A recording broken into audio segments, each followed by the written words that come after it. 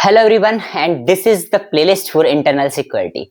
मैं इस प्लेलिस्ट में इंटरनल सिक्योरिटी के जितने भी टॉपिक्स हैं 10-12 टॉपिक्स हैं और कोशिश करूंगा कि हर टॉपिक की एक डेडिकेटेड प्लेलिस्ट हो जिसमें 5 से 10 वीडियोस टॉपिक पर डिपेंड करेगा। 5 से 7-8 वीडियोस में हम एक पूरे कंप्लीट टॉपिक को खत्म कर लेंगे।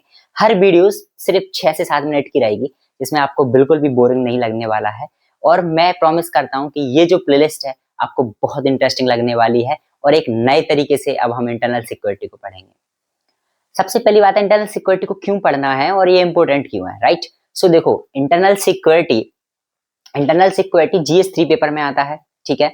And this is the topic और एरिया जहां पे हम मार्क्स फेच कर सकते हैं बिकॉज 10 मार्कर 15 मार्कर एक दो क्वेश्चंस आता ही है हमेशा।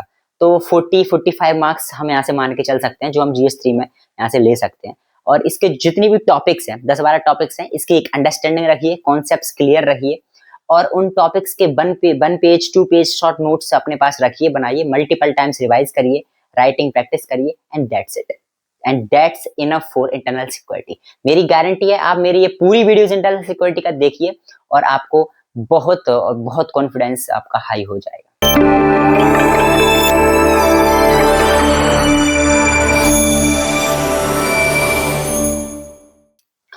Yes, security. Okay, so not only the internal security, the theme should be the security.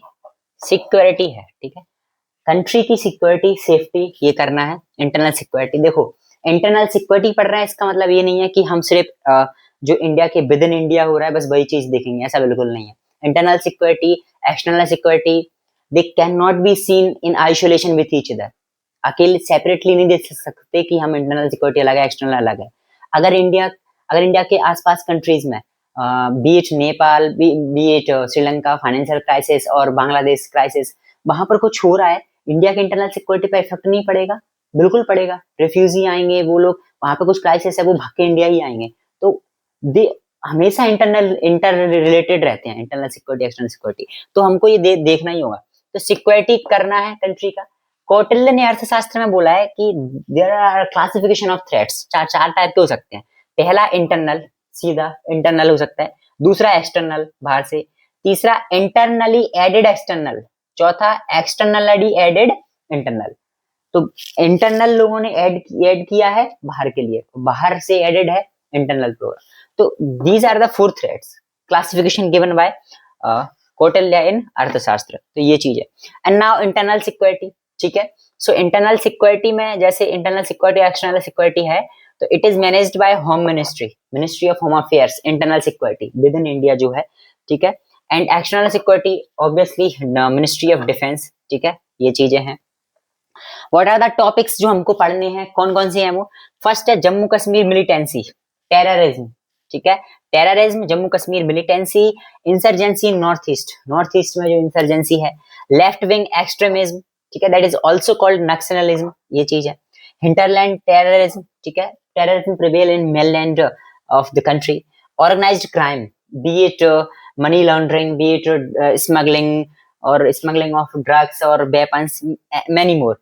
Communalism, caste and ethical tensions and the regionalism, inter state disputes, जो language war जो अभी चल रहे होते हैं, like in north versus south, Tamil Nadu, ठीक है, south की जो language, then Maharashtra versus northern states, UP, Bihar, MP.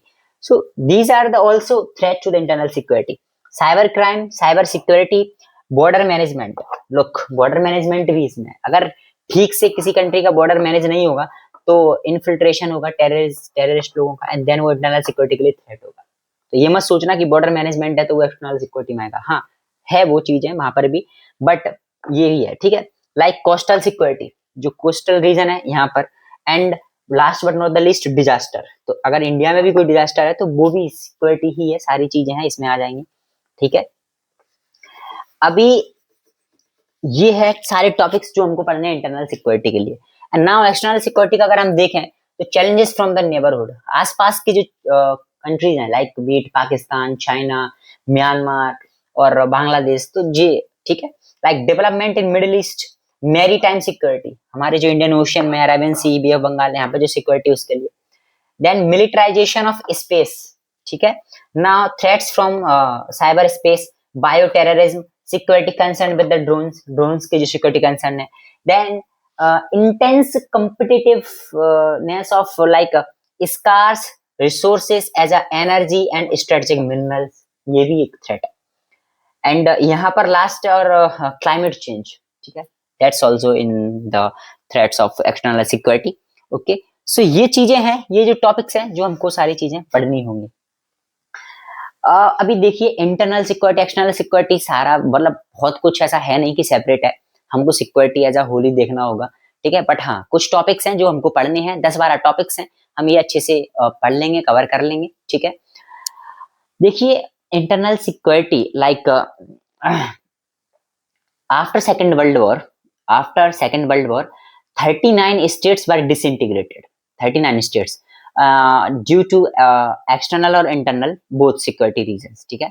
So out of 39, 5 states were there, those were disintegrated due to the external aggression, ठीक है. 5 थे जो external aggression से हुए, बाकी के जो 34 states थे they were disintegrated due to the failure to manage their internal security. खुद का इंटरनल सिक्योरिटी मैनेज नहीं कर पाए, दैट्स वाई मिलिट्री कू हुए या डिसइंटीग्रेट हो गए या जो भी है, ठीक है. तो इंटरनल सिक्योरिटी मैनेज नहीं हुई, and that's also comes with India, ठीक है. 1980s में जो पंजाब में स्टार्ट हुआ, ठीक है, खालिस्तानी यार.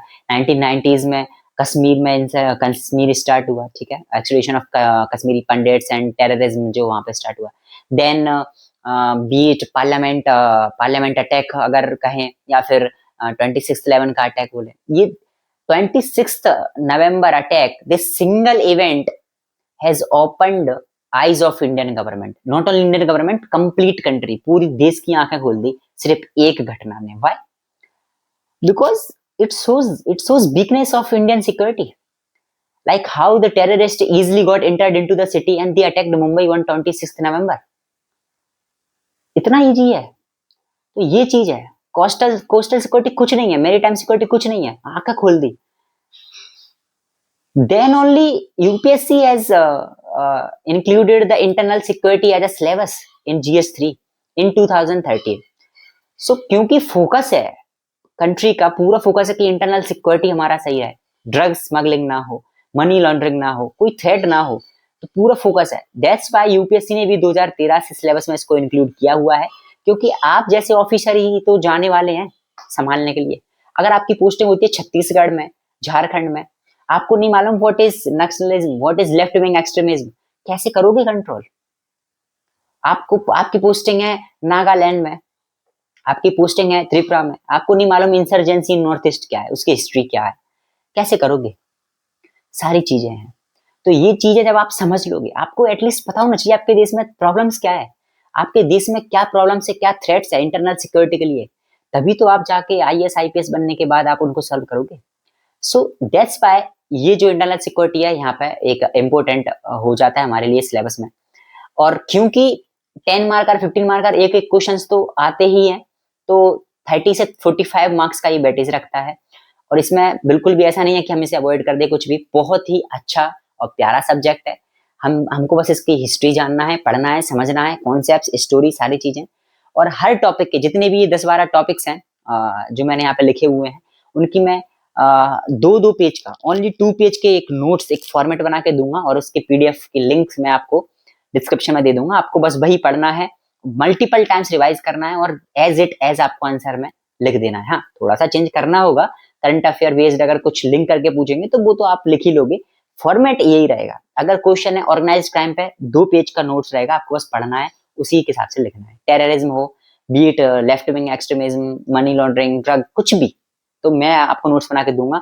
आपको बस ये पूरी प्लेलिस्ट को देखना है अच्छे से. अब ये सारे टॉपिक इंटरनल सिक्योरिटी के जो मैंने बताए हैं, इनकी पूरी अंडरस्टैंडिंग और पूरा आपके पास एक कॉन्सेप्ट रहेगा, तो आप ये ऐसे क्वेश्चंस को इजीली हैंडल कर सकते हैं. देखो क्या क्वेश्चन था, 2023 का क्वेश्चन है, what are the challenges for internal security being faced by India.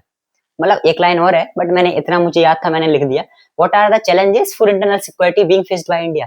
तो ये एज अ कॉमन है पूरा. आपको क्या लिखना है, जो टॉपिक्स मैंने यहाँ लिखे थे सारी चीजें लिखना है, थोड़ा थोड़ा बढ़िया से आंसर लिख जाओगे. अगर आप सारे टॉपिक्स की एक अंडरस्टैंडिंग होगी तो आप लिख दोगे.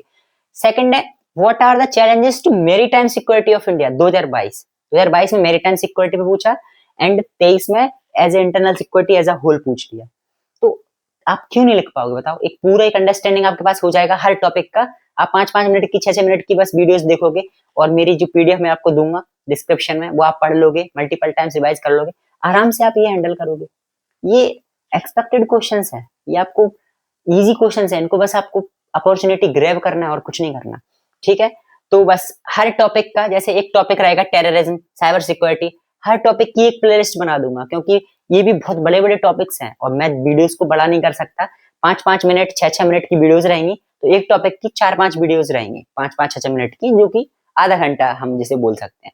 तो ये पूरी प्लेलिस्ट रहेगी, जैसे internal security dash terrorism, internal security dash cyber securities, तो ऐसे पूरी प्लेलिस्ट रहेंगी और आपको ये पूरी प्लेलिस्ट को फॉलो करना है। आप ये पूरी प्लेलिस्ट को फॉलो करिए और मुझ पर ट्रस्ट करिए। आप एक प्लेलिस्ट को फॉलो कर लीजिए, कोई भी एक टॉपिक को, और आपको बिल्कुल कॉन्फिडेंस आपका हाई मिलेगा, मेरी गारंटी है, प्रॉमिस है ये मेरा।